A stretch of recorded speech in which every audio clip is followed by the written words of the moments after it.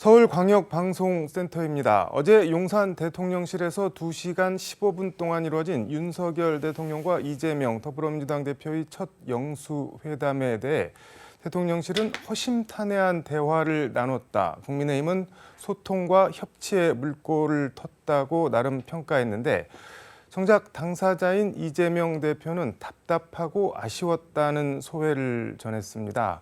소통과 협치의 길이 쉽지 않아 보입니다. 이런 가운데 민주당은 3일 22대 국회를 이끌 첫 원내대표를 선출합니다. 원내대표의 단독 출마에 차기 원내대표를 예약해놓고 있는 박찬대 민주당 최고위원과 함께 영수회담 평가와 전망, 향후 국회 운영 등에 대해 얘기해 보겠습니다.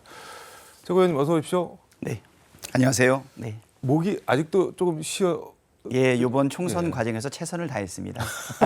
인천의 14개 선거구 중에서 민주당 지지율이 가끔씩은 꼴찌가 나오는 우리 민주당으로서는 상당한 험지이기 때문에 그리고 또 최고위원을 하면서 지역에 있는 분들하고 접촉할 절대적인 시간이 많이 부족해서 이번 총선 기간 동안에 최선을 다했더니 아직도 목이 20일이 지났는데 아직도 목이 다 회복이 안 됐습니다.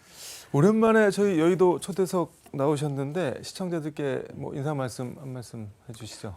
예, 안녕하세요. 네, 오랜만에 나왔습니다. 이번에 원내대표에 출마를 했고요. 금요일 날 찬반 투표가 있습니다.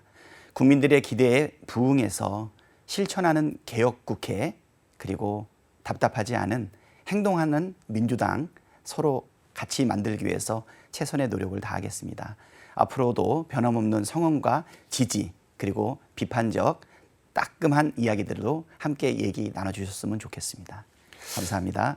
실천하는 개혁 국회 원내대표 이 얘기는 조금 잠시 뒤에 하고 어제 영수회담 이 대표가 할 얘기는 다 하고 오신 것 같은데 답답하고 아쉬웠다 뭐 이렇게 소회를 전했다고 하는데 뭐가 그렇게 뭐 답답하고 아쉬웠는지 혹시 말씀 나눠보신 게 있을까요? 네, 어저께 저녁 식사를 같이 했는데요. 이제 당선자분들하고 식사를 같이 하는 와중이어서 영수회담과 관련된 이야기를 많이 나누지는 못했는데 사실 저번에 총선에서 민주당이 대승하고 정권 심판 분위기가 총선의 결과로 이어졌구나 이렇게 생각을 했는데 실질적으로 대통령의 담화를 통해서 들었을 때는 방향은 맞았으나 소통이 부족했다라고 했을 때 충분히 민심이라든가 총선의 결과에 대해서 인식을 좀 못하는 것 아닌가라고 하는 아쉬움은 있었거든요. 근데 어제 보니까 국정 운영의 기조가 바뀌기가 쉽지 않겠구나라고 하는 그런 생각을 했기 때문에 답답하고 아쉽다라고 표현하지 않았을까 그렇게 생각하는 분위기입니다.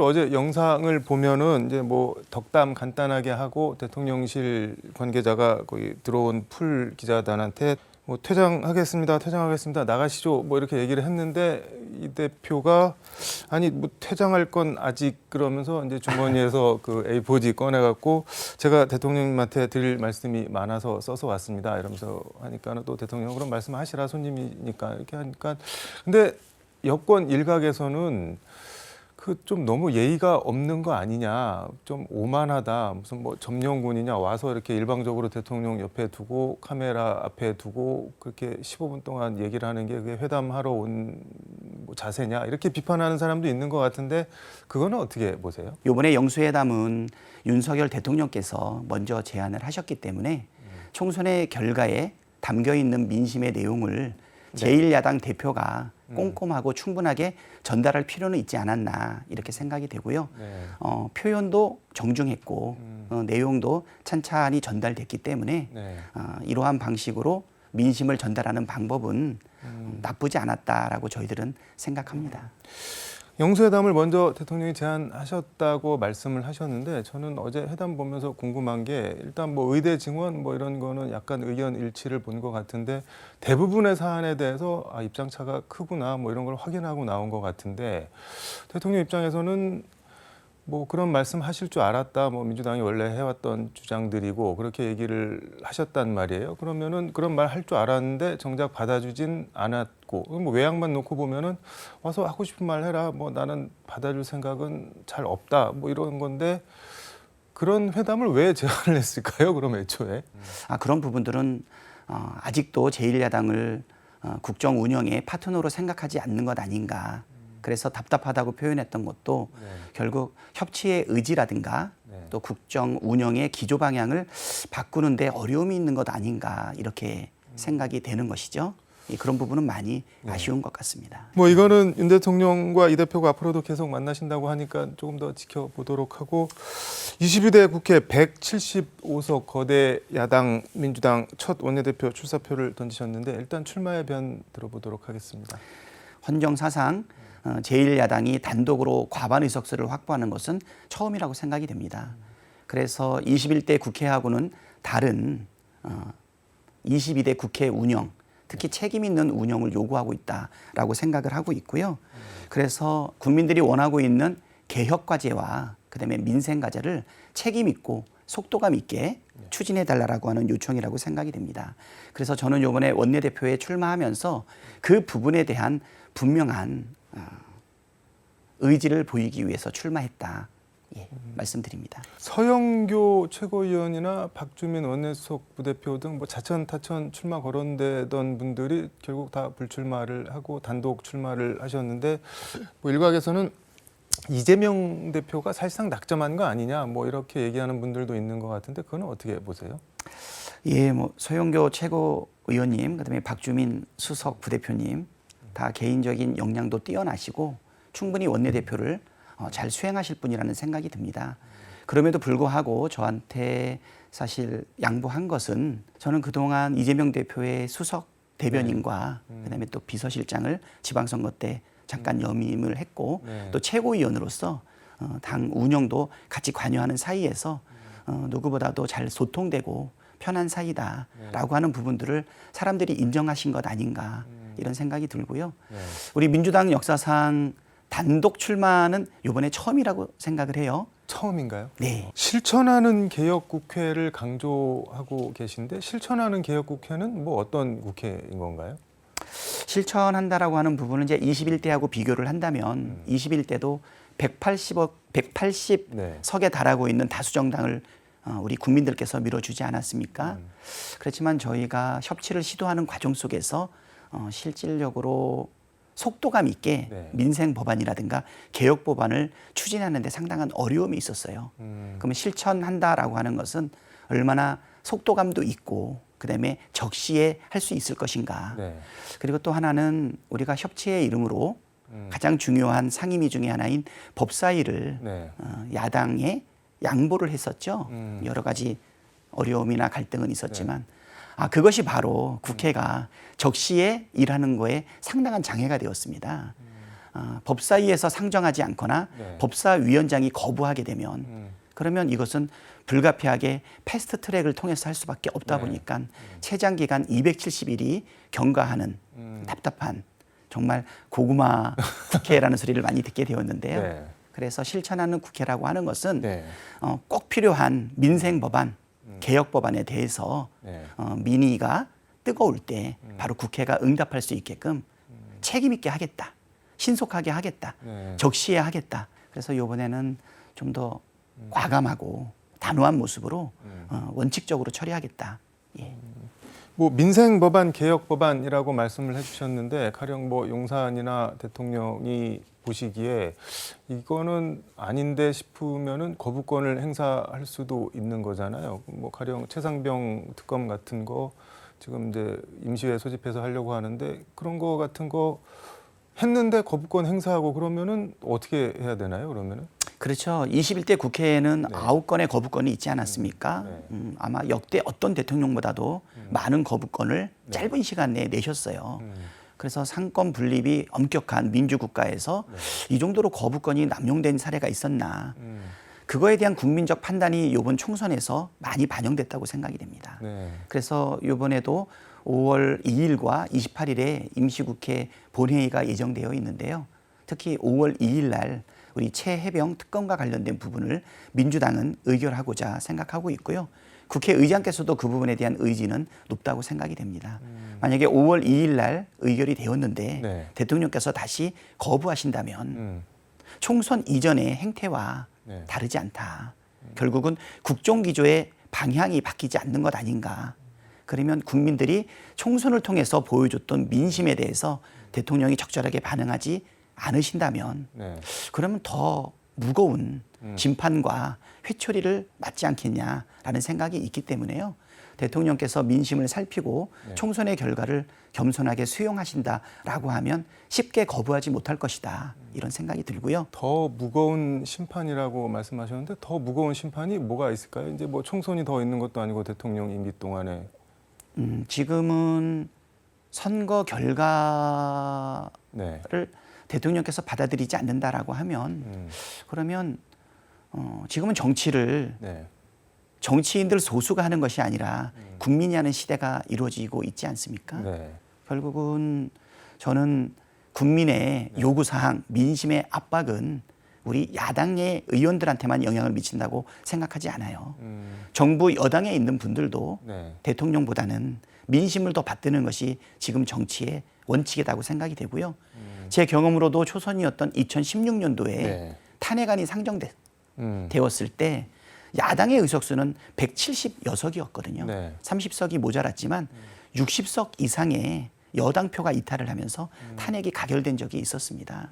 저는 그래서 최상병 특검이나 네. 그다음에 거부됐던 여러 가지 민생 법안들 그리고 특검과 관련된 준비되고 있는 법안들 이런 부분에 대해서 네. 민심이 우리 야당 의원들에게만 영향을 미치는 것이 아니라 여당 의원들에게도 영향을 미칠 수 있다. 그리고 그 말씀은 뭐 원심력 같은 게 작용을 해서 대통령 레임덕을 초래할 수도 있으니까 거부권 같은 거는 쓰실 생각 마시라 뭐 그런 말씀인 건가요? 그러면? 사실 실질적인 레임덕으로 들어간 상황 아닌가 생각이 됩니다. 대통령 지지율이 갤럽에서도 20대 초반까지 나와 있지 않습니까? 박근혜 대통령이 탄핵됐을 당시에 지지율보다도 훨씬 낮은 지지율로 좀 알고 있어요. 네. 그렇기 때문에 야당의 협조가 필요하고 대통령께서도 영수회담을 제안을 했는데 네. 좀 더 진정성을 가지고 협치의 의사가 있다. 네. 국정기조를 바꿀 분명한 진정성이 있다는 것을 보여주셔야 될 거라고 생각이 됩니다. 뭐 실질적인 레임덕이라고 말씀을 해주셨는데 그러면은 이재명 대표나 민주당 입장에서는 그냥 침몰하게 내버려 두는 게 전국 주도권 쥐고 가는데 훨씬 좋은 거 아닌가요? 정권 획득이 네.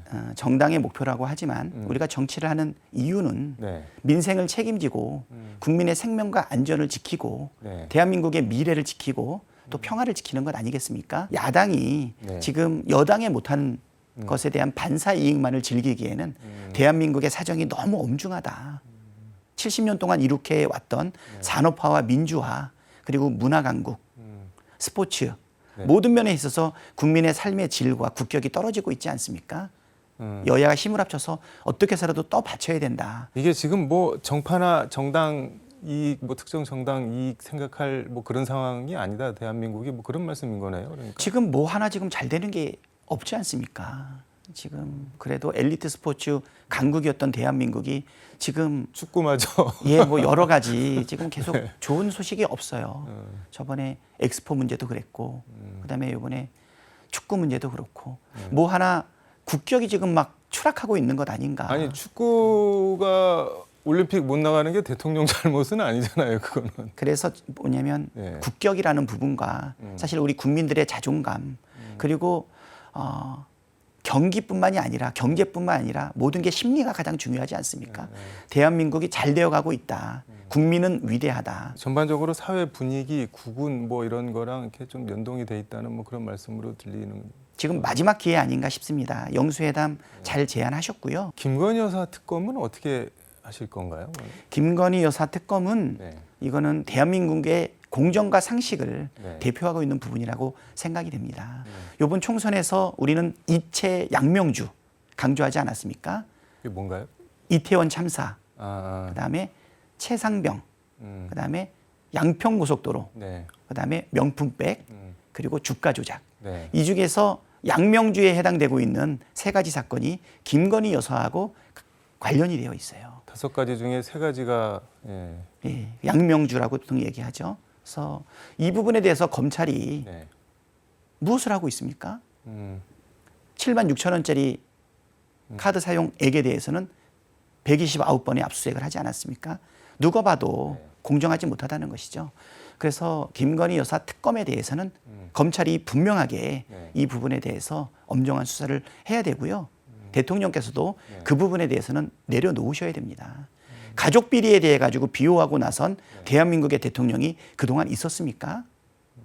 이 부분은 대한민국의 공정과 상식을 분명하게 세우는 불신을 해소할 수 있는 마지막 기회라고 생각합니다. 검찰 수사를 지켜보되 뭐 개전의 정이 없을 것 같으면은 특검하겠다 뭐 그런 말씀인 거네요. 그래서. 지금은 충분히 기다렸고요. 속도 싸움이라고 생각이 됩니다. 그럼 22대 열리면은 바로 하실 건가요? 지금 그것이 민심이라고 생각합니다. 바로 하는 게 네.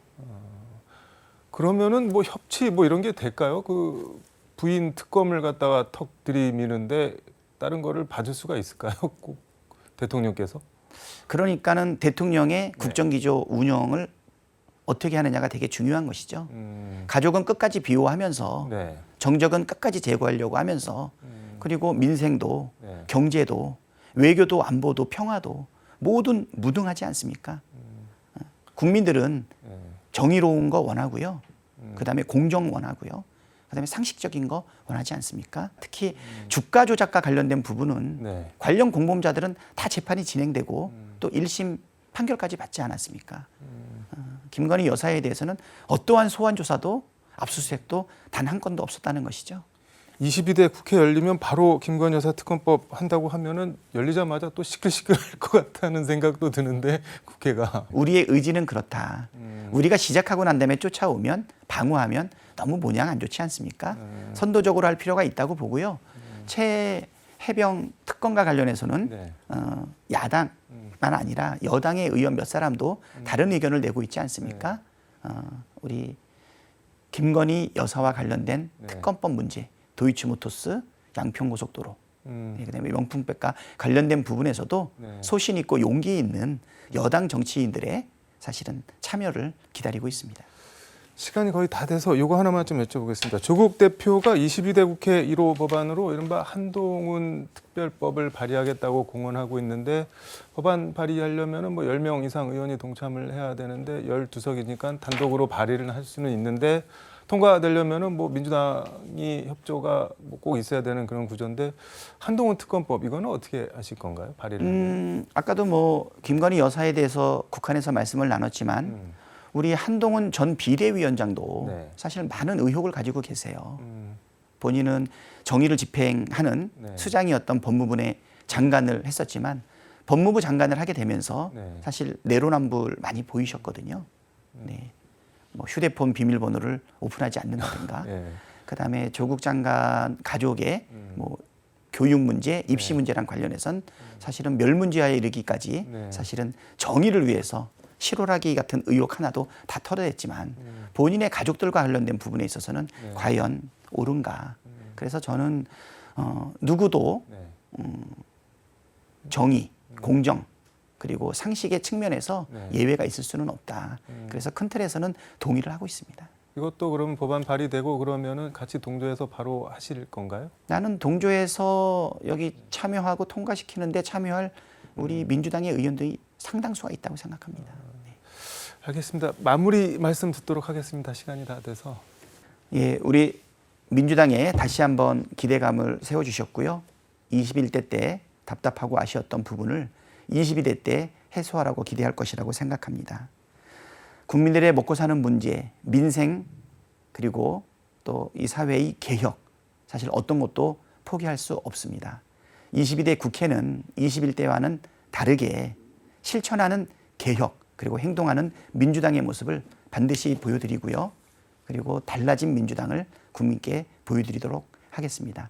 국민의 삶을 책임지고 대한민국의 미래를 준비할 수 있는 국회가 될 수 있도록 하겠습니다.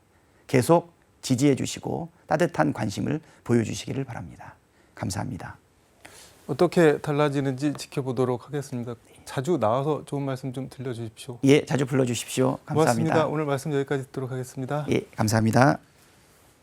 지금까지 서울광역방송센터에서 박찬대 민주당 최고위원과 함께 전해드렸습니다.